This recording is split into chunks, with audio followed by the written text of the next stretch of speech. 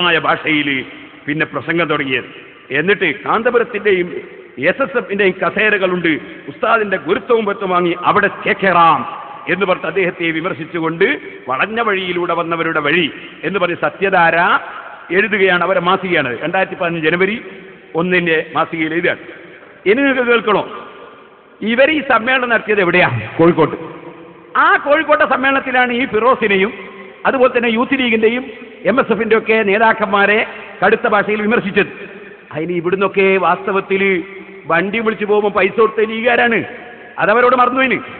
ലീഗുകാരെ പൈസ കൊണ്ട് വണ്ടിയും പിടിച്ച് പോയിട്ടാണ് ലീഗിന്റെ നേതാക്കളെ ചീത്ത പറയുന്ന നേതാക്കന്മാർ കോഴിക്കോട്ടുനിന്ന്.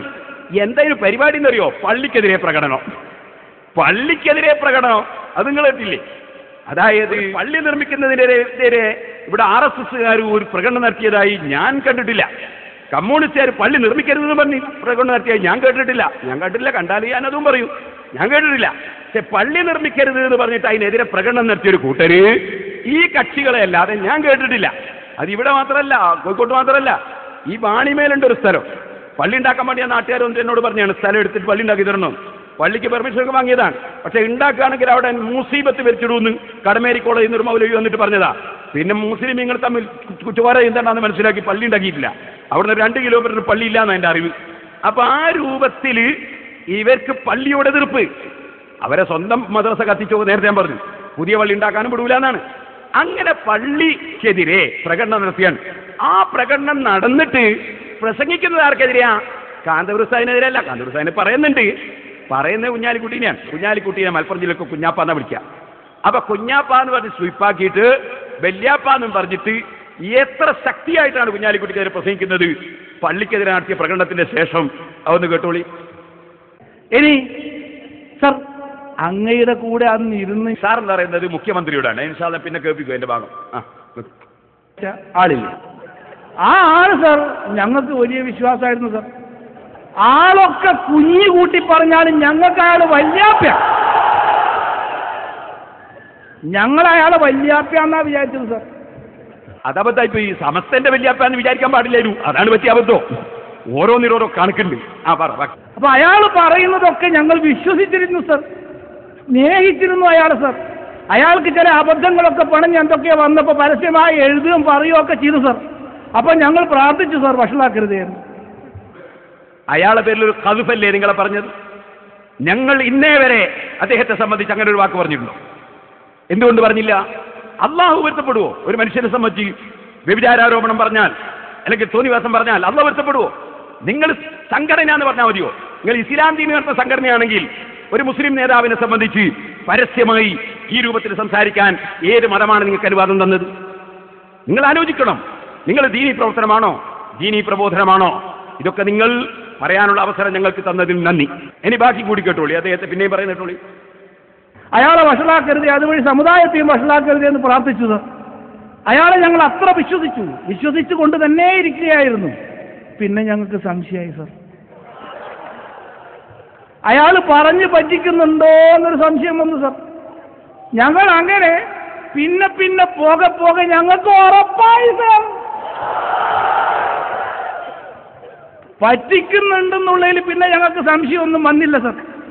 അത് അദ്ദേഹവും നിങ്ങളുടെ കൂടെ ഇരുന്ന് പറഞ്ഞ അദ്ദേഹവും മനസ്സിലാക്കണം. ദീനിന്റെ കാര്യത്തിൽ കളിക്കാൻ ഒരു വല്യാപ്പയായും ഞങ്ങൾ സമ്മതിക്കില്ല സർ. പള്ളിക്ക് പെർമിഷൻ കൊടുക്കുന്നതിന് തയ്യാറില്ല എന്ന് പറഞ്ഞതാണോ ദീനിനെതിര്? എന്താണ് ദീനിനെതിര്? അത് പറ, സമൂഹത്തോട് പറ. എന്താ ചെയ്തത്?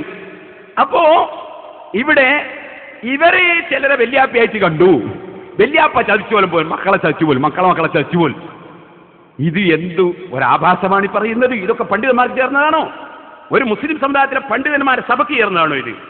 ഇനി നിങ്ങൾക്ക് കേൾക്കണോ? ഇവര് ലീഗിനെ തന്നെ എതിർക്കാൻ തീരുമാനിച്ചു.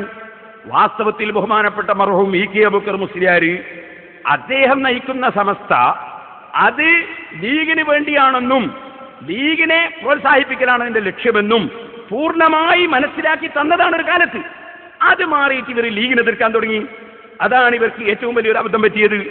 ലീഗിനെ സമസ്തക്ക് രാഷ്ട്രീയമില്ല എന്ന് ഇപ്പൊ പറയും. എന്നാൽ ഇ കെ ഉസ്താദ് എന്താ പറഞ്ഞത്? ഞാൻ ചന്ദ്രയൊക്കെ വായിച്ചു തരാം. നിങ്ങൾ ആദ്യം അതൊന്ന് കേട്ടി. ഇവർ ലീഗിനെ എതിർക്കാൻ വേണ്ടി സമസ്തക്ക് രാഷ്ട്രീയമില്ല എന്ന് പറയുന്നത് ഒന്ന് കേട്ടോളി. ഇല്ല. സമസ്തയുടെ രാഷ്ട്രീയം നമുക്കറിയാം. ഒരു പ്രത്യേക രാഷ്ട്രീയത്തോട് കൂടുതൽ ബന്ധമോ കൂറോ അതുപോലെ മറ്റൊരു രാഷ്ട്രീയ പാർട്ടിയോട് വിരോധമോ ഇല്ല എന്നുള്ളതാണ് സമസ്തയുടെ നയം.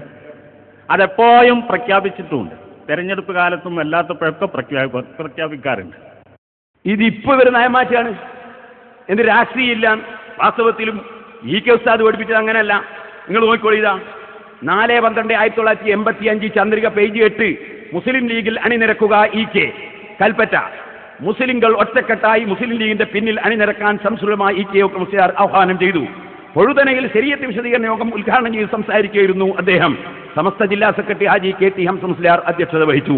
അപ്പൊ കെ മുസ്ലിയാർ പറഞ്ഞ സമസ്ത നിങ്ങളെല്ലാവരും ലീഗിൽ അണിനിരക്കണം എന്നാണ്. ഇവരിപ്പോ പറയുന്നത് ഞങ്ങൾക്ക് രാഷ്ട്രീയം ഇല്ല. അപ്പൊ കെനെ ഇവർ വിട്ടു. ഒന്ന് പിടിച്ചാ പിടിച്ച പോലെ ഉണ്ടേ. അത് ഓരോരുത്തരെ പിടിക്കുമ്പോൾ കരുത്തനെ പിടിക്കണം. ഞങ്ങൾ എപ്പിസാനെ പിടിച്ചിട്ടുണ്ട്. പിടിച്ചാ പിടിച്ച പോലെ ഉണ്ടാവും. രാഷ്ട്രീയം എന്ന് പറയുന്നത് സമസ്ത കേരള ജമിയത്തുൽ ഉലമ എന്നും ഒരേ നയമാണ്. ഞാൻ പറഞ്ഞത് നിങ്ങൾ കേട്ടിട്ടില്ലേ? ഞങ്ങൾക്ക് മാറ്റമില്ല. ഈ പ്രാവശ്യം ഉരുട്ടിമറിച്ച് പല വിധത്തിലും പറയിപ്പിക്കാൻ പല ആളുകളും നോക്കി. പക്ഷേ നമ്മളെന്തു പറഞ്ഞു? മതേതര ജനാധിപത്യ കക്ഷി ഇവിടെ ജയിക്കണം. മതേതര ജനാധിപത്യ കക്ഷി ഇവിടെ ജയിക്കും. അതാരാണ് നല്ലത്, ആരാണ് നല്ലതല്ലാത്തത് എന്നും ജനങ്ങൾ നോക്കി പിടിച്ചുകൊള്ളട്ടെ. ഞങ്ങൾ ആരോടും ഒന്നും പ്രത്യേകമായി ഒരു വിഭാഗത്തെ എടുത്തു പറയുന്നില്ല എന്ന് ഞങ്ങൾ ഈ വർഷവും പറഞ്ഞിട്ടുണ്ട്.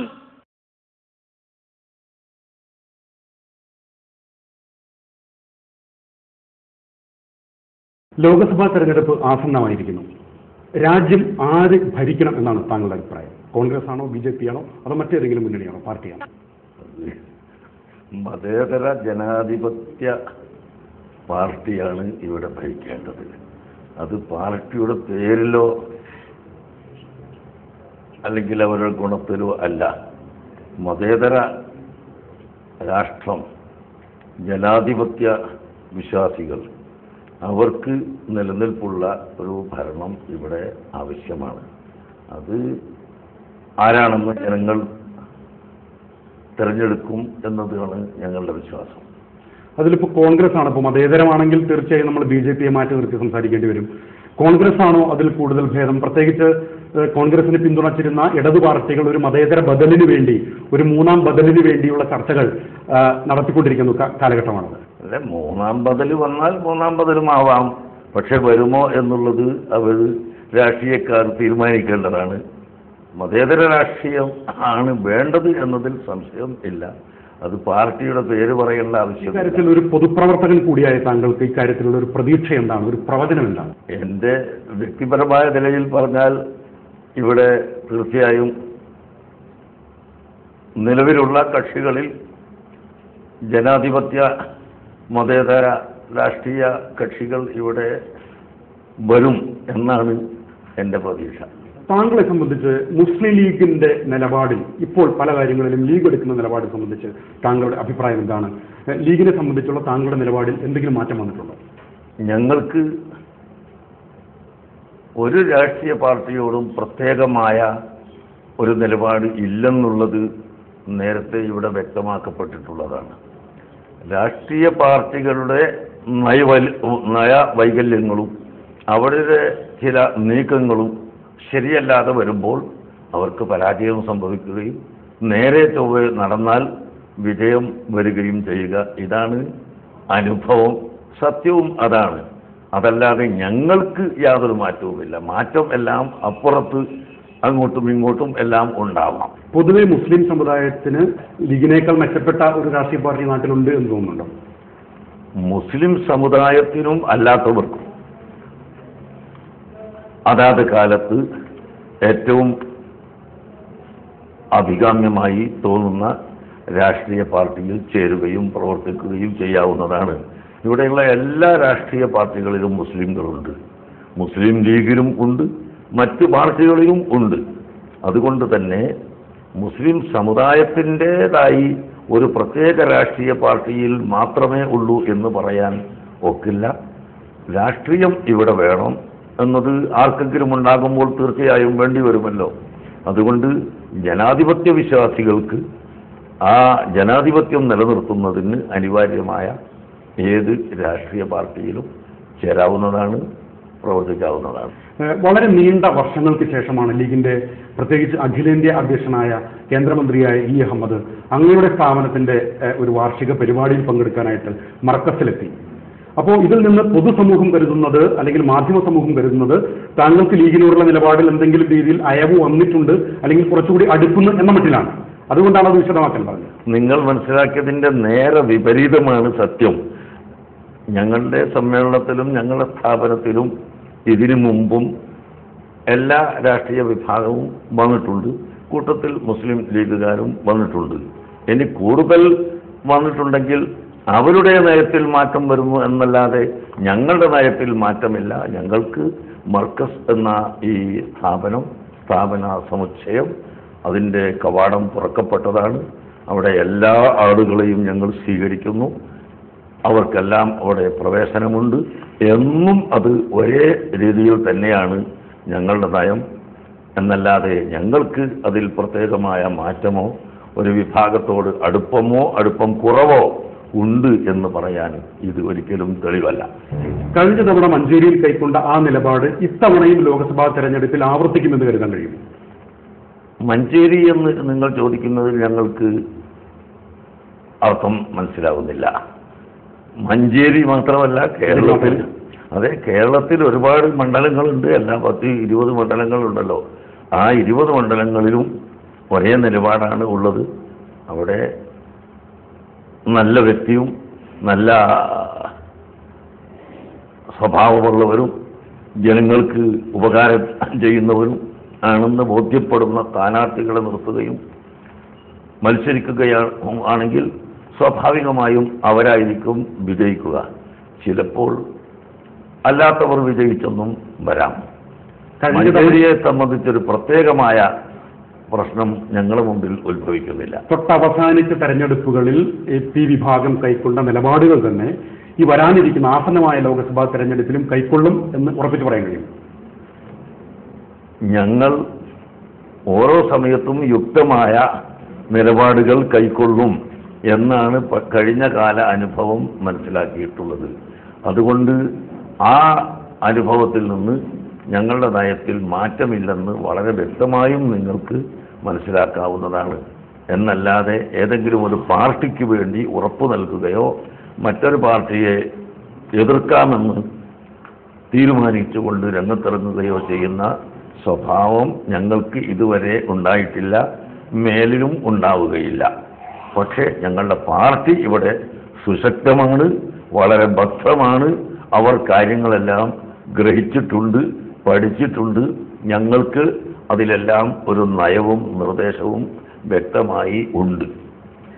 ഇവിടെയാണ് മറ്റൊരു ചോദ്യം വരുന്നത്. പലപ്പോഴും നിങ്ങൾ എടുക്കുന്ന നിലപാടുകൾ അല്ലെങ്കിൽ പിന്നെ താങ്കളുടെ വിഭാഗം കൈക്കൊള്ളുന്ന നിലപാടുകൾ താൽക്കാലികമായ ചില നേട്ടങ്ങൾക്ക് വേണ്ടി കൈക്കൊള്ളുന്ന ചില നിലപാടുകളാണ്, കൃത്യമായ ഒരു നയത്തിന്റെ അടിസ്ഥാനത്തിൽ കൈക്കൊള്ളുന്ന നിലപാടല്ല എന്ന് നിങ്ങളുടെ വിമർശകർ നിങ്ങൾക്കെതിരെ ഉന്നയിക്കുന്ന ഒരു പ്രധാനപ്പെട്ട ചോദ്യം. ഈ രാഷ്ട്രീയ പാർട്ടികളിൽ ആരെങ്കിലും ഒരാൾ ശാശ്വതമായ ഒരു അവസ്ഥയിൽ ഉറച്ചു നിന്നതായി നിങ്ങൾക്ക് തെളിയിക്കാൻ കഴിയുമോ? അവരും രാജ്യത്ത് നന്മ എന്താണോ അതാണ് അവർ സ്വീകരിക്കുന്നത്. കൂട്ടുകെട്ടുകളും മാറ്റങ്ങളും എല്ലാം ഉണ്ടാവും. ഞങ്ങൾ രാഷ്ട്രീയ പാർട്ടിയല്ല, ഒരിക്കലും രാഷ്ട്രീയമായി സംഘടിക്കാൻ ഉദ്ദേശിക്കുന്നുമില്ല, ഞങ്ങളതിന് തയ്യാറുമല്ല. അതുകൊണ്ട് തന്നെ ഞങ്ങൾ അങ്ങനെ ഒരു മാറ്റവും തിരുത്തലും ആവശ്യമില്ലാത്തവരാണ്. പ്രത്യേകിച്ച് ഇപ്പോൾ പൊന്നാനി സീറ്റ് സംബന്ധിച്ചാണ് വളരെയധികം ചർച്ചകളും വിവാദങ്ങളും ആശയ സംവാദങ്ങളും ഒക്കെ നടക്കുന്നത്. അതിൽ PDP ഒരു നിലപാടെടുത്തു. ഇടതുമുന്നണി അവിടെ ഒരു പൊതുസ്വതന്ത്രനായ പൊതുസമ്മതനായ സ്ഥാനാർത്ഥിയെ നിർത്തിയാൽ PDP ഞങ്ങൾ അതിനെ പിന്തുണയ്ക്കും, അല്ലെങ്കിൽ ഞങ്ങൾ ഒരു സ്ഥാനാർത്ഥിയെ നിർത്തും എന്ന് പറയുന്നു. എന്താണ് പൊന്നാനി സീറ്റ് സംബന്ധിച്ച് AP വിഭാഗത്തിന്റെ നിലപാട്? ഞാൻ നേരത്തെ അതിന് മറുപടി പറഞ്ഞു പോയിട്ടുണ്ട്. നേരത്തെ നിങ്ങൾ മഞ്ചേരി ചോദിച്ചു, ഇപ്പോൾ പൊന്നാനി ചോദിക്കുന്നു. ഞാനങ്ങനെ ഒരു പൊന്നാനിക്കൊരു പ്രത്യേകതയൊന്നും കാണുന്നില്ല. പൊന്നാനിയിൽ ഒരു പ്രത്യേകതയുണ്ടെങ്കിൽ മഞ്ചേരി വേറെയൊന്നുണ്ടാകും. അപ്പോൾ കോഴിക്കോട്ട് മറ്റൊന്നുണ്ടാകും, വയനാട്ടിൽ വേറെ ഒന്നുണ്ടാകും. അങ്ങനെ എല്ലാ സ്ഥലത്തും ഒന്നല്ലെങ്കിൽ മറ്റൊരു പ്രത്യേകതയും പ്രത്യേകമായ കാഴ്ചപ്പാടുകളും ജനങ്ങൾക്കുണ്ടാകും. അതുകൊണ്ട് പൊന്നാനിയെ സംബന്ധിച്ചൊരു വ്യക്തമായി പ്രത്യേകമായി പറയാനൊന്നുണ്ട് എന്ന് തന്നെ എനിക്ക് തോന്നുന്നില്ല. അപ്പോൾ താങ്കൾ ഇതിനകം തന്നെ പറഞ്ഞു വന്നത് സ്ഥാനാർത്ഥിയെ നോക്കിയായിരിക്കും കൃത്യമായ നിലപാട് പിന്നീട് ആലോചിച്ച് ഉറപ്പിച്ച് പ്രഖ്യാപിക്കും എന്നാണ്. അങ്ങനെ തന്നെ വിചാരിക്കാം എന്നല്ല, സ്ഥാനാർത്ഥിയെ നോക്കിയും പാർട്ടി നോക്കിയും മൊത്തത്തിൽ ഇവിടെ വരേണ്ടുന്ന പാർട്ടിയെ നോക്കിയും എല്ലാം ഉണ്ടാകുമല്ലോ ജനങ്ങൾക്ക്. ഞാൻ ആദ്യം പറഞ്ഞതാണ് അടിസ്ഥാനപരമായി ജനാധിപത്യ മതേതര പാർട്ടിയാണ് ഇവിടെ വരേണ്ടത്. അതിന് തർക്കമില്ല. ഇന്ത്യ രാജ്യത്തിൻ്റെ ബഹുഭൂരിപക്ഷം ജനങ്ങളും അതാണ് തീരുമാനിക്കുന്നത്. അത് പിന്നെ ആർ എന്നതിൽ ചെറിയ അഭിപ്രായ വ്യത്യാസങ്ങളുണ്ടാകും. അതനുസരിച്ച് അങ്ങോട്ടും ഇങ്ങോട്ടും നീങ്ങുകയും ചെയ്യും. അതൊന്നും ഒരു മതപ്രവർത്തകൻ എന്ന നിലക്ക് അതിൻ്റെ ആഴമായ ഭാഗത്തേക്ക് കടന്നു ചെല്ലുന്ന ആളല്ല ഞാൻ എന്നുകൂടി ഈ സമയത്ത് നിങ്ങളെ ഓർമ്മപ്പെടുത്തുകയാണ്. ഒരു മതപ്രവർത്തകൻ, ഒരു മതനേതാവ് കൂടിയാണെങ്കിലും അണികളുടെ രാഷ്ട്രീയ നിലപാടുകളെ സ്വാധീനിക്കുന്ന ഒരാൾ കൂടിയാണല്ലോ താങ്കൾ. അതെ, അണികൾ രാജ്യത്തിൻ്റെ നന്മക്ക് അനിവാര്യമായത് ചെയ്യണമെന്ന് ഞങ്ങൾ അണികളെ പഠിപ്പിക്കുന്നവർ തന്നെയാണ്. അതിൽ നിന്ന് ഒഴിഞ്ഞു മാറി പുറകോട്ട് പോവുകയല്ല. അതുകൊണ്ട് തന്നെ രാജ്യത്ത് ഉള്ള രാഷ്ട്രീയ പാർട്ടിയിൽ വെച്ച് നല്ലതായി ഏതെങ്കിലും പാർട്ടി വരണം എന്ന് ഞങ്ങൾ ആഗ്രഹിക്കുന്നുമുണ്ട്. എ പി സുന്നികളുടെ വിമർശകർ തന്നെ ഒരു ഘട്ടത്തിൽ പറഞ്ഞിരുന്നത് അരിവാൾ സുന്നികൾ എന്നാണ്. ഈ ഒരു വിമർശനത്തിന് വേണ്ടി തന്നെയെങ്കിലും ഉന്നയിക്കപ്പെട്ട ഈ ഒരു വാക്ക് അടുത്ത ലോക്സഭാ തെരഞ്ഞെടുപ്പോടുകൂടി മാറ്റി പറയേണ്ടി വരുമോ എന്നുള്ള ഒരു ചോദ്യം കൂടെ. ഇത് രണ്ടും ശരിയല്ല. നിങ്ങൾ പറഞ്ഞത് എ പി സുന്നി എന്ന് പറഞ്ഞിട്ട് അങ്ങനെ ഒരു സുന്നിയൊന്നുമില്ല. എല്ലാം യഥാർത്ഥ സുന്നി ഒന്നാണ് ഉള്ളത്. പിന്നെ സുന്നികളുടെ ഇടയിൽ ചെറിയ അഭിപ്രായ വ്യത്യാസങ്ങൾ സംഘടനാപരമായിട്ട് ഉണ്ടാവാം, അത് വേറെ വിഷയം. സുന്നികൾ എല്ലാം ഒന്ന് തന്നെ. ഈ സുന്നികളുടെ നയം എന്നും ഒരുപോലെ തന്നെയാണ്. പിന്നെ ആക്ഷേപിക്കുന്നത് അരിവാളെന്ന് പറഞ്ഞു, ഇനി വേറൊക്കെ കൊടുവാളെന്ന് പറഞ്ഞു, വേറെ ഒന്ന് മറ്റൊന്ന് പറഞ്ഞു. ആ പറയുന്നവർക്ക് മാത്രമേ അതിൻ്റെ അർത്ഥം എന്താണെന്ന് അറിയുള്ളൂ. ഞങ്ങൾ അതുമായി യാതൊരു ബന്ധവും ഇല്ല. വളരെയധികം നന്ദി.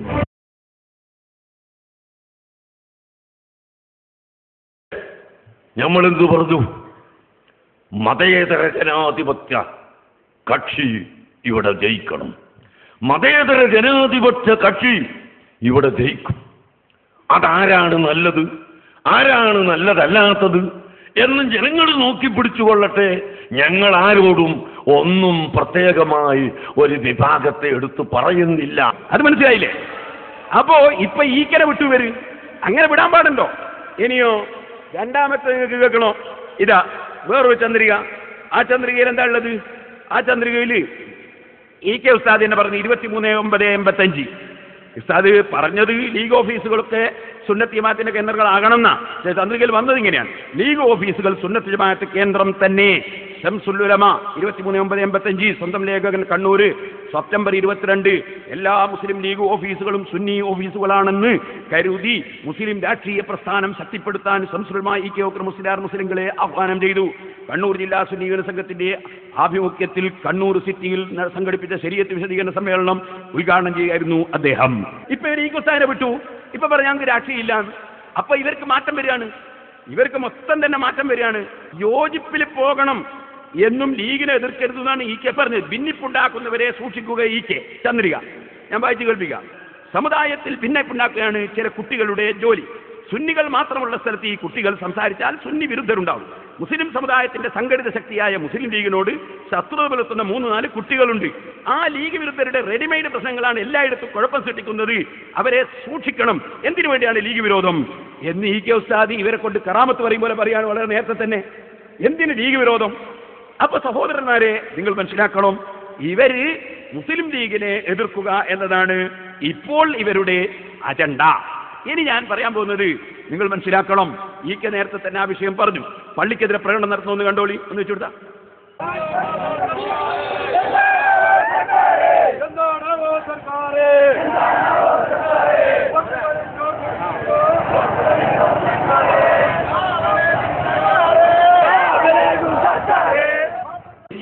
ഇനി ഇവര് പറയുന്നു ഇവർ പറയുന്ന മുഖ്യമന്ത്രിയോട് എന്താ പറയുക, കാന്തപുരം ഉസ്താദിനൊന്ന് കുത്തിയും ചവിട്ടിയും വേണോ?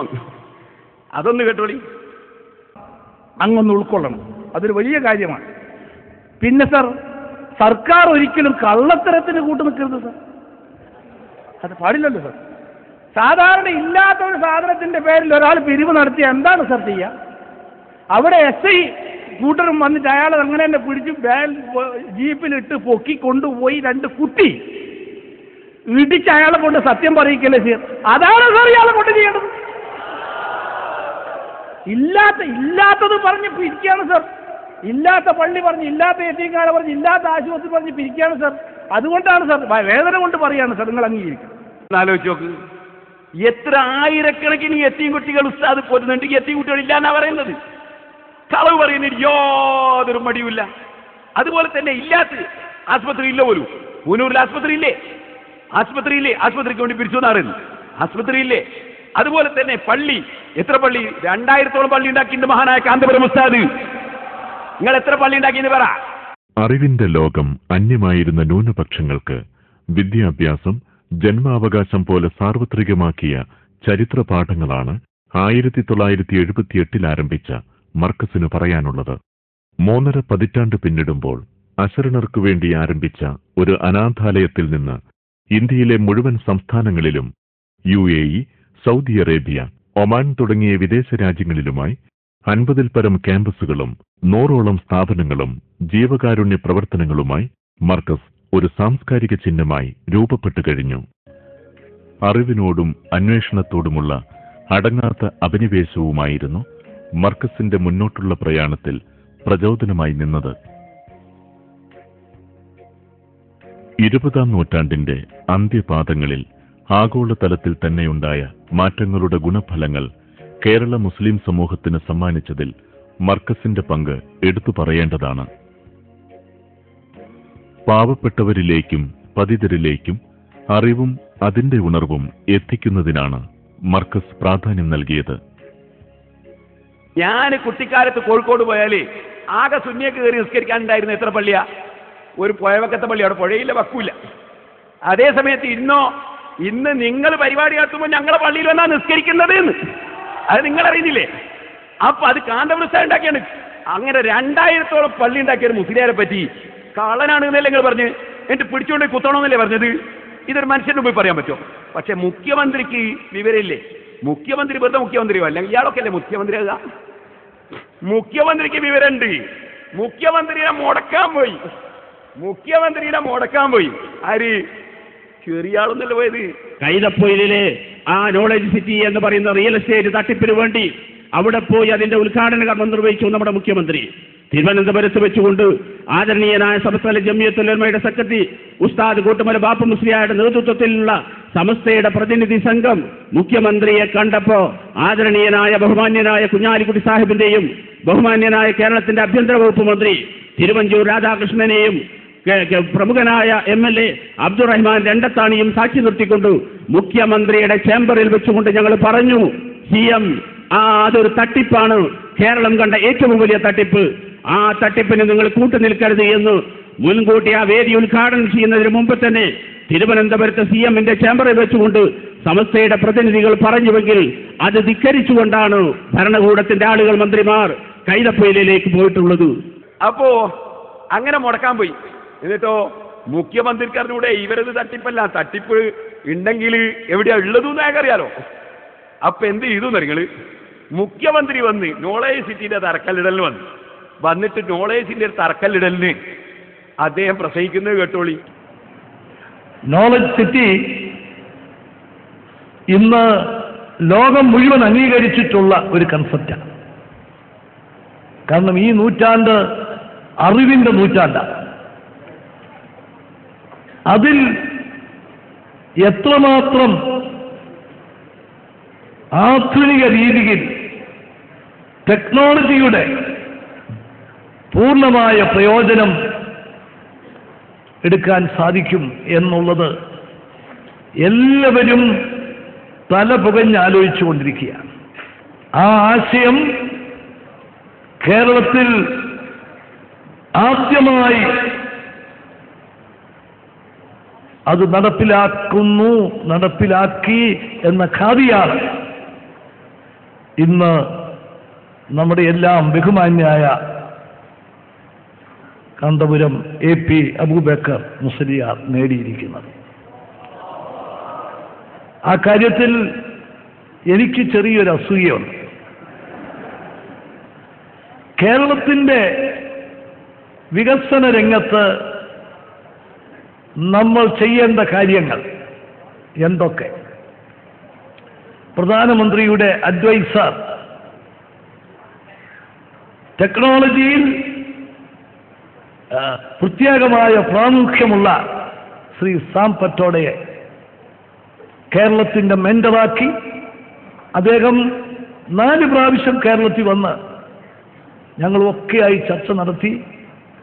അദ്ദേഹം 10 കാര്യങ്ങൾ അദ്ദേഹം രൂപം നൽകി. ആ 10-ൽ 5 കാര്യങ്ങൾ ആദ്യം ചെയ്യാനായിട്ട് നിർദ്ദേശിച്ചു. ആ 5 കാര്യങ്ങളിലെ പ്രധാനപ്പെട്ട ഒരു ഐറ്റമാണ് നോളജ് സിറ്റി. അപ്പൊ ഗവൺമെന്റ് തലത്തിൽ അതിന് കമ്മിറ്റി രൂപീകരിച്ചു. അതിൻ്റെ നടപടിക്രമങ്ങളൊക്കെ ആരംഭിച്ചു. പക്ഷേ ഞങ്ങളെയും ഓവർടേക്ക് ചെയ്താണ് ഇപ്പം ഉസ്താദ് ഇവിടെ എത്തിയിരിക്കുന്നത്. അപ്പോ ഇയാൾ തട്ടിപ്പാണ് പിടിച്ചുകൊണ്ട് വെച്ച് കുത്തണമെന്ന് പറഞ്ഞപ്പോ മുഖ്യമന്ത്രി വന്നിട്ട് പറയുന്ന അപ്പറഞ്ഞെല്ലാം കള്ളത്തരാണ്. ഈ നമ്മളെയും കൂടി ഓവർടേക്ക് ചെയ്തിട്ടാണ് ഉസ്താദ് പണിയെടുക്കുന്നത് മുഖ്യമന്ത്രി പറയാണ്. കാരണം മുഖ്യമന്ത്രിക്ക് ഒരു പോലെ അസൂയില്ല. അയാൾ അസൂയ എന്ന് പറഞ്ഞത് ഒരു അലങ്കാരിക ഭാഷ പറഞ്ഞതാ. അപ്പോ മുഖ്യമന്ത്രി മാത്ര ലീഗിന്റെ 4 മന്ത്രിമാര്, കുഞ്ഞാലിക്കുട്ടി മാത്രം പറയുന്നു കേട്ടോളി. ഇവിടെ ഏറ്റവും വലിയ ഒരു കേരളത്തിൽ അനവധി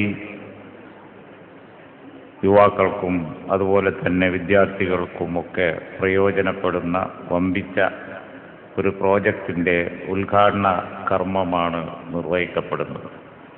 ആധുനിക സാങ്കേതിക വിദ്യ എത്രമാത്രം പുരോഗതി പ്രാപിച്ചു വരുന്നു എന്നുള്ളത് ഈ കാലത്ത് നമ്മളൊന്നും പറയാതെ തന്നെ എല്ലാവർക്കും അറിയാം. എല്ലാം മാറി വരിക.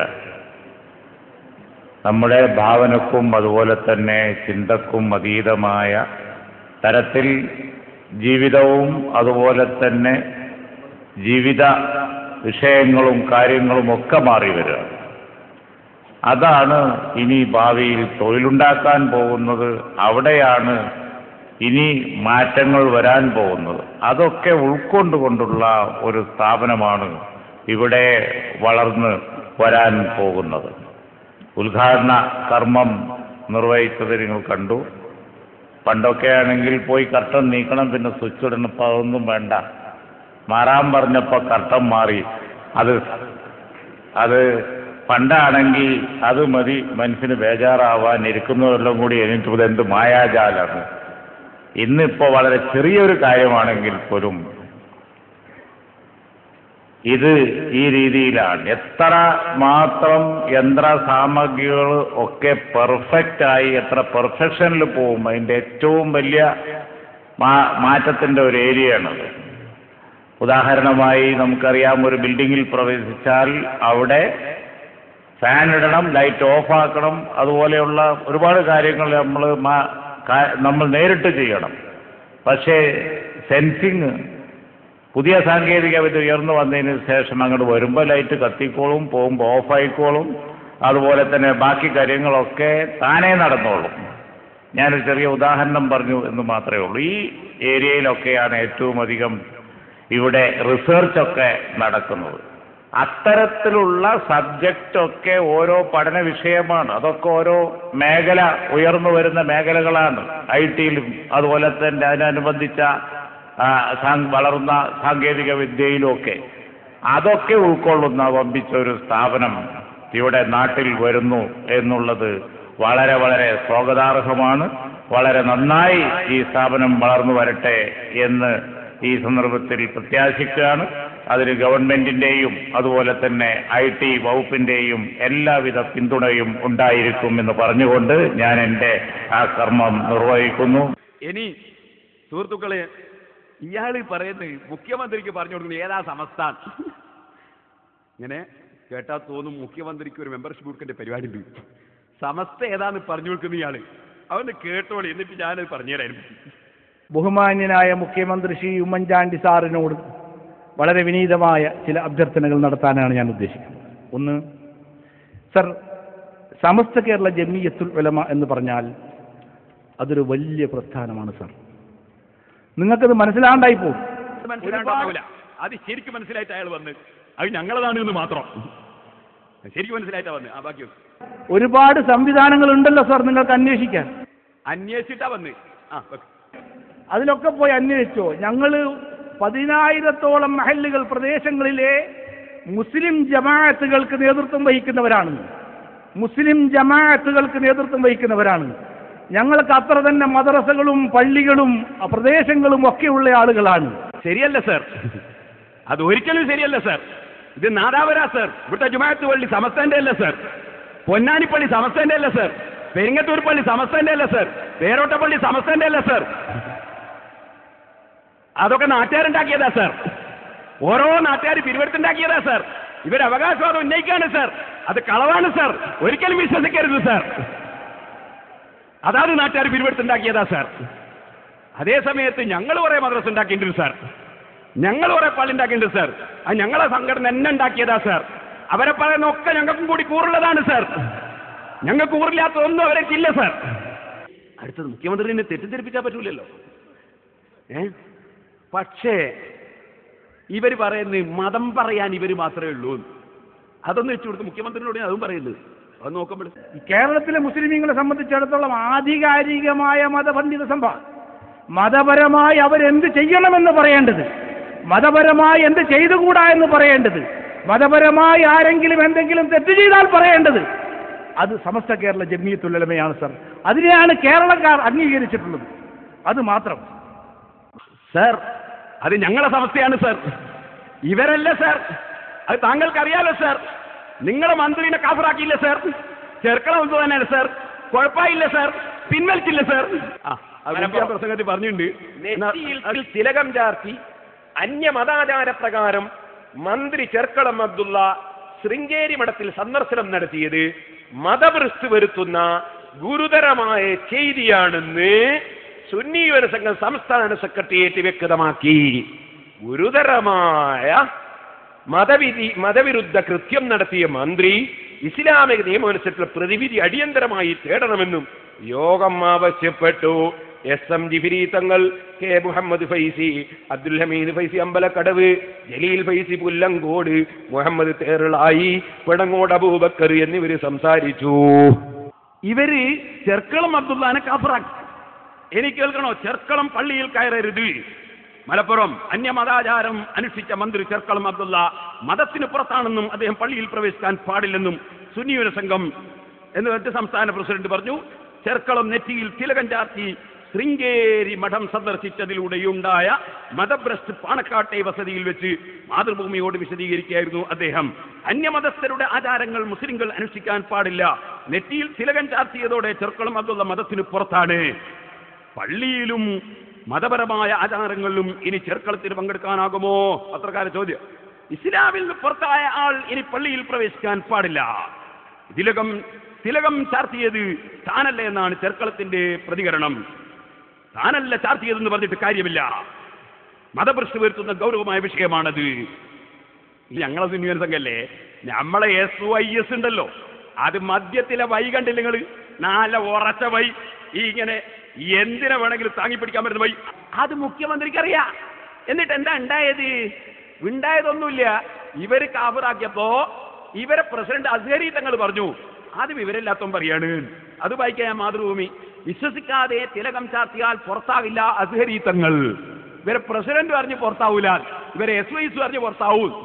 എനിക്ക് കേട്ടോളെ, മലപ്പുറം മറ്റൊരു മതത്തിന്റെ ആചാരം അനുഷ്ഠിക്കുകയോ വിശ്വസിക്കുകയോ ചെയ്യാതെയാണ് നെറ്റിയിൽ തിലകം ചാർത്തിയതെന്ന് മന്ത്രി ചെർക്കണം എന്നത് പറഞ്ഞാൽ മതത്തിൽ നിന്ന് പുറത്താകില്ലെന്ന് പണ്ഡിത സഭയായ സമസ്ത കേരള ജമിയത്തുലമയുടെ പ്രസിഡന്റ് സയ്യിദ് അബ്ദുറഹ്മാൻ അൽ ഐദറൂസ് ഇമ്പിച്ചിക്കോയ തങ്ങൾ എന്ന അസ്ഹരി തങ്ങൾ പറഞ്ഞു. അപ്പൊ ഇവരെ യുവജന വിഭാഗം പറഞ്ഞു ചെർക്കളം കാഫറാണ്. ഇവരെ പണ്ഡിത സംഘടന പ്രസിഡന്റ് പറഞ്ഞു കാഫറല്ല.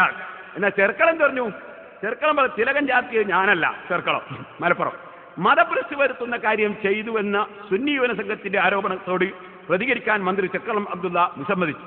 തിലകം ചാർത്തിയത് ഞാനല്ലാത്തതിനാൽ പ്രതികരിക്കേണ്ട ആവശ്യമില്ല എന്നാണ് കേരള വികസന സമിതിയുടെ ജില്ലാതല സെമിനാറിനെത്തിയ ചെർക്കളം പറഞ്ഞത്. സുബ്ഹാനല്ലാഹ്, ഇവരെയും കൊണ്ട് ബഹുമാനപ്പെട്ട സയ്യിദ് മുഹമ്മദ് അലി ശിഹാബ് തങ്ങൾ കുടുങ്ങി. തങ്ങളപ്പം എന്ത് പറഞ്ഞു, പിന്നീട് പ്രതികരിക്കും ശിഹാബ് തങ്ങൾ മലപ്പുറം. മന്ത്രി ചെർക്കളം അബ്ദുള്ള അനിസ്ലാമിക ആചാരം അനുഷ്ഠിച്ചെന്ന വിവാദത്തെപ്പറ്റി ചെർക്കളവുമായി ചർച്ച നടത്തിയ ശേഷം പിന്നീട് പ്രതികരിക്കുമെന്ന് പാണക്കാട് സയ്യിദ് മുഹമ്മദ് അലി ശിഹാബ് തങ്ങൾ പറഞ്ഞു. തങ്ങളങ്ങനെ എടുത്തിയാടി പറയില്ലല്ലോ, മൂപ്പര് പറഞ്ഞാൽ ഞാൻ ആലോചിച്ച് പഠിച്ചിട്ട് പറയാന്ന് പറഞ്ഞു. എന്നാൽ നിങ്ങൾക്ക് കേൾക്കണോ, ഇതാ ഈ മറ്റൊരു പത്രം തിലകം ആരാധനയുടെ ഭാഗമല്ലെന്ന് ചെർക്കള വിവാദം തീർന്നെന്ന് തങ്ങൾ മലപ്പുറം. ശ്രീങ്കേരി മഠം സന്ദർശിച്ച് തിലകം ചാർത്തിയത് ആരാധനയുടെ ഭാഗമായി സ്വയം ചെയ്തതല്ലെന്ന് മന്ത്രി ചെർക്കളം അബ്ദുള്ള വിശദീകരിച്ചതോടെ ഇത് സംബന്ധിച്ച വിവാദം അവസാനിപ്പിക്കാൻ പാണക്കാട് സയ്യിദ് മുഹമ്മദ് അലി ശിഹാബ് തങ്ങൾ നിർദ്ദേശിച്ചു. പ്രശ്നങ്ങൾ തീർന്നതായി സുന്നി യുവന സംഘം സംസ്ഥാന പ്രസിഡന്റ് പറഞ്ഞു. അപ്പൊ ഇവരൊറ്റ ദിവസം കൊണ്ട് ചെർക്കളത്തിനെ കാഫറാക്കി. ലീഗായിട്ട് തെറ്റിയതാണല്ലോ. അപ്പൊ ചെർക്കളത്തിനെ കാഫറാക്കാൻ യാതൊന്നും ചിന്തിച്ചില്ല, പേര് കിട്ടുമ്പോഴേ കാഫറാക്കി. തങ്ങൾ ശിഹാബ് തങ്ങളെ കൊണ്ട് കുടുങ്ങി. തങ്ങൾ പിന്നെ ഇവരെ വിളിച്ച് മറ്റേയാളെ വിളിച്ചു. തിലകം ഇയാൾ പറയാണിത് എന്ത്, തിലകം മായ്ച്ചു, മുഴുവൻ മാഞ്ഞില്ലെന്ന് ചേർക്കണം. തിലകം ചാർത്തിയത് സംബന്ധിച്ച വിവാദത്തിൽ മന്ത്രി ചെർക്കളം അബ്ദുള്ള നൽകിയ വിശദീകരണ ചുവടെ ശൃംഗേരി മഠത്തിൽ പോയി താൻ തിലകം ചാർത്തിയില്ല. ഡിസംബർ 9 രാവിലെ സ്വന്തം മണ്ഡലത്തിൽ ഒരു കമ്മ്യൂണിറ്റി ഹാളിന് മുഖ്യമന്ത്രി ശിലാസ്ഥാപനം നടത്തിയ വേദിയിലായിരുന്നു സന്ദർഭം. തിലകം ചാർത്തിയത് ആരാധനയുടെ ഭാഗമായി സ്വയം ചെയ്തതല്ല. എല്ലാ അതിഥികളെയും ആരാർപ്പണം ചെയ്യുന്നത് പോലെ ഉപചാരപൂർവ്വം കുറി തൊടുവിച്ചതായിരുന്നു. വിശ്വാസപരമായ പ്രശ്നമായതിനാൽ തിലകം ചാർത്തിയത് ഉടൻ തന്നെ താൻ മയച്ചു.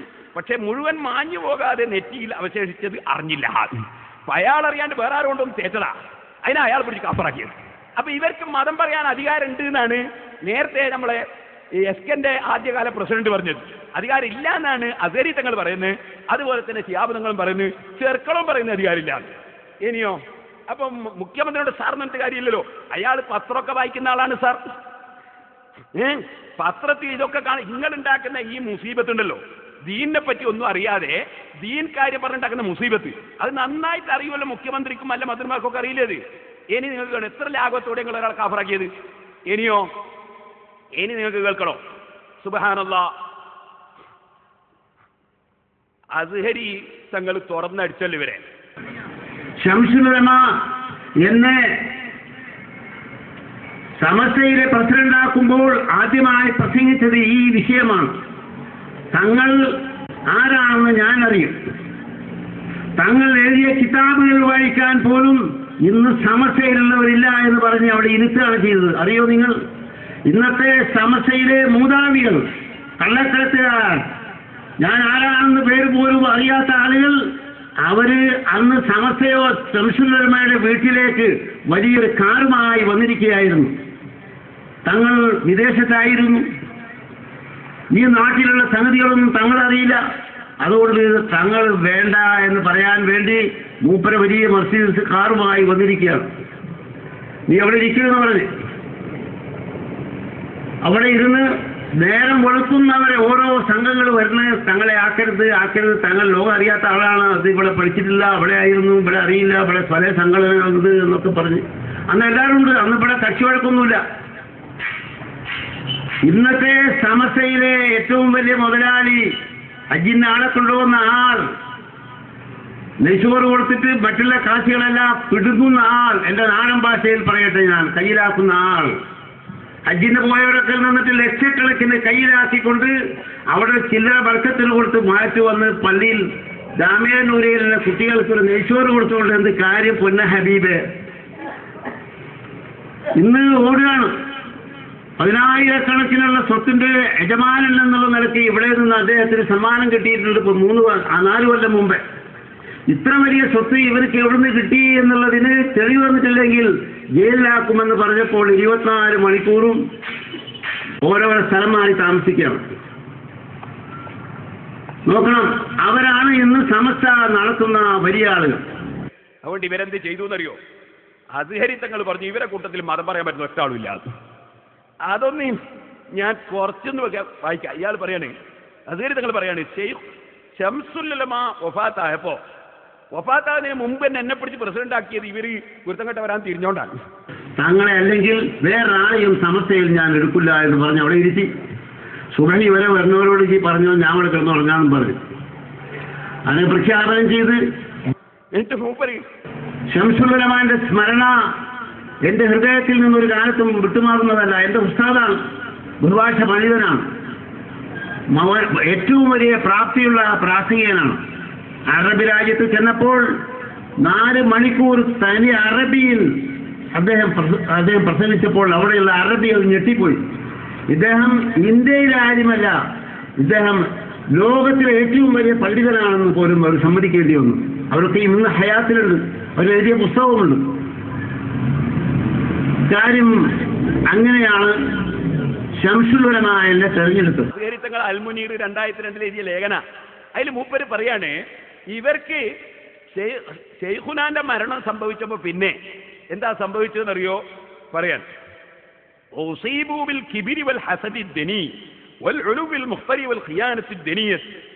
അവര് പിന്നെ കിബറും ഹസദും അതുപോലെ തന്നെ അങ്ങേയറ്റത്തെ മേൽക്കോയ്മയും ചതിയുമായിട്ട് നടക്കലായി പോയി. അങ്ങനെ ലയനത്താക്കപ്പെട്ട ഇബ്ലീസിന്റെ സ്നേഹിതന്മാരായിപ്പോയി ഇവരൊക്കെ. വലാകിന്നഹും ബാഉ ബിൽ ഫസ്ലി വബാഉ ഇലാ റഗ്മി അൻഫിഹിം ബിസ്തിമായി അയ്യനഹു ശൈഖ് റഹ്മത്തുള്ളാഹി അതായത് ഇ കെ ഉസ്താദ് ഉണ്ടാക്കിയ യോഗത്തിൽ പിന്നെ അവർക്കൊന്നും പറയാൻ കഴിയാണ്ട് കുടുങ്ങിയിട്ടാണ് എന്നെ പ്രസിഡന്റ് ആക്കിയത്. എന്നാൽ അതിന്റെ ശേഷം മൂപ്പര് പറയാണ്, എന്നാ സംഭവം നിങ്ങൾക്ക് കേൾക്കണോ? സംഭവം പറയാ വജാലു ജമാഅത്തൻ ഹുമആ ലിറിയാസത്തിൽ ഇൽമി വഅഖൂമുൽ മനാസിബിൽ ആലിയത. ഒരു വിവരമില്ലാത്തവരെ പിടിച്ച് ഒരു നേതാവാക്കുകയാണ്. എന്നിട്ട് അവർ ഒരു വിവരമില്ലാതെ ഒഫി ജഹാലത്തിന്റെ അമ്യാർ ഒരു വിവരമില്ലാതെ ഫത്വ കൊടുക്കുകയാണ്. മുജറദിൽ ബഗ്ളി വൽ ഉദ്വാൻ കാണുന്ന മനുഷ്യന്മാരൊക്കെ വെറുപ്പുണ്ടാക്കാന്നല്ലാതെ വേറെ ഒരു പരിപാടി ഇവിടെ ഉണ്ടാക്കുന്നില്ല പ്രസിഡന്റ് പറയാൻ. അതോടുകൂടി പ്രസിഡന്റിനെ പുറത്താക്കി. അങ്ങനെ അസ്ഹരി തങ്ങളെ പ്രസിഡന്റ് സ്ഥാനത്ത് പുറത്താക്കി. നിങ്ങൾ മനസ്സിലാക്കണം ഇവരെ സമസ്ത എന്ത് സമസ്തയാണ്. അങ്ങനെ അസ്ഹരി തങ്ങളെ പുറത്താക്കി. എന്നാൽ അസ്ഹരി തങ്ങൾ ആരാ? അതവരെ സുന്നി അഫ്കാറിൽ പറയുന്നത് അസ്ഹരി തങ്ങൾ മഹാനായ ശംസുൽ ഉലമ വിശ്വസിച്ചേൽപ്പിച്ച ഈ പദവി തങ്ങളെ സംബന്ധിച്ചിടത്തോളം അർഹതക്കുള്ള അംഗീകാരമായിരുന്നു എന്ന് സുന്നി അഫ്കാർ 1997 ഏപ്രിൽ 16 എഴുതിയവരെ ഇവരാണ് പ്രസിഡന്റിനെ പുറത്താക്കുന്നത്. അസ്ഹരി തങ്ങളെ പുറത്താക്കി. അങ്ങനെ സമസ്തന്റെ പ്രസിഡന്റിനെ പുറത്താക്കിയിട്ട് പിന്നെ ഇവരെ ഹാരം താങ്കൾക്ക് അറിയണോ? അതൊന്ന് വെച്ച് കാണിച്ചു കൊടുക്കുമ്പോൾ ഞാൻ മയ്യത്തുകാരും ഇപ്പൊ അടുത്ത് പാറന്നൂർ ഇബ്രാഹിം മുസ്ലിയാർ മരിച്ചിട്ട് മയ്യത്ത് നിസ്കരിക്കാണ്. ആര്? ഇവിടെ വന്നിട്ട് സംസ്ഥാന കേരള ജമിയത്ത് പിരിച്ചുവിടണമെന്ന് പ്രസിഡന്റില്ലേ, ആ പ്രസിഡന്റ് അടക്കം പ്രസിഡന്റ് ഇമാമത്ത് നിന്നിട്ട് മയ്യത്ത് നിസ്കരിക്കാൻ ഇവിടുന്നൊക്കെ മുസാവറ എന്ന് പറഞ്ഞ് പോകുന്ന ചില ആൾക്കാരുണ്ട്. എല്ലാവരും ഉണ്ടാവില്ല. അതിലാരാ ഉള്ളത്? എന്താ മയ്യത്തുകാരത്തിന്റെ കോലം? പാറന്നൂർ PP ഇബ്രാഹിം മുസ്ലിയാരുടെ ജനാസ നിസ്കാരത്തിന് സമസ്ത പ്രസിഡന്റ് ആനക്കര C കോയക്കുട്ടി മുസ്ലിയാർ നേതൃത്വം നൽകുന്നു. അതിന്റെ ഫോട്ടോ അത് വന്നിരിക്കും. ചന്ദ്രിക 2013 നവംബർ 18. ഒന്ന് നോക്ക് എങ്ങനെയുണ്ട് ഫോട്ടോ. മുഖവും തുറന്നിട്ടിട്ടാ മയ്യത്ത് നിസ്കരിക്കുന്നത്. ഇവരെ സമസ്തന്റെ പ്രസിഡന്റായി ഇമാമെത്തുന്നത്. ഇവരുടെ സമസ്തന്റെ മുഴുവൻ ആളുകളുണ്ട്. ഞാൻ ചോദിക്കട്ടെ, ഏത് കുട്ടിക്കാ അറിഞ്ഞുകൂടാത്തത്? കഫൻ തുണി പൂർത്തീകരിച്ച് മറച്ചതിന് ശേഷമാണ് മയ്യത്ത് നിസ്കരിക്കേണ്ടത്. ആർക്കാ അറിയാത്തത്? അതിന് ഇവർ വേണേ പറയൂ അത് ഖിറാഅത്തല്ലേ, ഒരു പ്രശ്നമല്ല എന്ന് പറയും. ആലിമീങ്ങൾ അങ്ങനെയാ കാണിച്ചു കൊടുക്കേണ്ടത്. ഒരു മയ്യത്ത് നിസ്കരിക്കുമ്പോൾ ഒരു പണ്ഡിതന്റെ മയ്യത്ത് നിസ്കരിക്കുമ്പോൾ മുഖം മറച്ചുകൊണ്ട് വരെ അറിയാത്ത ഇവരാണോ മതം പറയാൻ അർഹരാണെന്ന് മുഖ്യമന്ത്രിക്ക് ക്ലാസ് എടുക്കുന്നത്? നിങ്ങൾ ആലോചിക്കണം. അതുകൊണ്ട് തന്നെ മതത്തെക്കുറിച്ച് പറയാൻ ആ കൂട്ടത്തിൽ ഇപ്പോൾ ഒരാളുമില്ല. ഇ കെ ഉസ്താദ് വഫാത്തായിപ്പോയി, കണ്യത്ത് ഉസ്താദ് വഫാത്തായിപ്പോയി. അതിൽ മതത്തെക്കുറിച്ച് പറയാൻ ഇപ്പോൾ ആളില്ല. അതാണ് പ്രശ്നം. ഞാനിത് പറയാതെ ഒപ്പിക്കണമെന്ന് വിചാരിച്ചാ പറയേണ്ടി വന്നുകൊണ്ട് പറയാൻ. ഇനിയും ഇങ്ങനെ തന്നെ പോയാൽ എന്താ സംഭവിക്കുക? ഓ സഹോദരന്മാരെ, അതേ സമയത്ത് നിങ്ങളോട് ഞാൻ മുമ്പ് പറഞ്ഞിട്ടുണ്ടല്ലോ, അതായത് സമസ്ത, ആ സമസ്തന് റാണീനെ പിടിച്ച് ഞങ്ങളിങ്ങ് പോന്നിന്. അതാണ് താജുൽ ഉലമ ഉള്ളാൾ തങ്ങള്. റാണീനെയും പിടിച്ച് നമ്മളിങ്ങ് പോന്നിരിക്കുന്നത്. ഇപ്പോ അതിലുള്ളതാരാ? മയ്യത്ത് നിസ്കരിക്കുമ്പോ കഫൻ തുണി പൂർണ്ണമായി ഇടണമെന്ന് ചെയ്യാത്തവരാ. പ്രസിഡന്റ് അടക്കോ? അത് ശരിക്കും മനസ്സിലാക്കി വെക്കണോ? ഞാൻ ഉത്തരവാദിയല്ല. ഇനി സഹോദരന്മാരെ നിങ്ങൾ മനസ്സിലാക്കണം, ഇവരെ വൈസ് പ്രസിഡന്റാണ് ആര്? ചെമ്പിരിക്ക ഖാദി. ഈ ചെമ്പിരിക്ക ഖാദി ഒരു ദിവസത്തിന് നിന്നിച്ച് പറയല്ല. അല്ലാഹു തആല നമ്മളെല്ലാം കാക്കട്ടെ. കടലിൽ വീണ് മരിച്ചു. ഞാൻ അന്ന് അയാളെ മയ്യത്ത് കാണാൻ പോയിട്ടുണ്ട്. അവിടുന്ന് വേർതിട്ടുണ്ട്.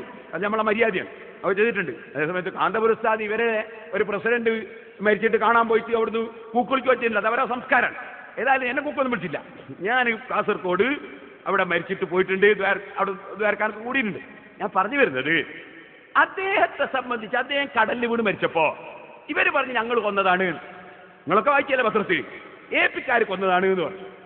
പറയുന്നതിന് എന്തെങ്കിലും ഒരു അടിസ്ഥാനം വേണ്ടേ? അങ്ങനെ പറഞ്ഞിട്ട് ഞങ്ങളെ പേരിൽ അത് ഉന്നയിച്ചു. ഞാൻ നേരത്തെ സൂറത്തുൽ ബഖറ പറഞ്ഞല്ലോ, അതുപോലെ ഞങ്ങളെ പേരിൽ അത് ഇവർ എന്ത് ചെയ്തു, പച്ചക്കള്ളം പറഞ്ഞു ഞങ്ങൾ കൊന്നതാണ്. എന്നിട്ടോ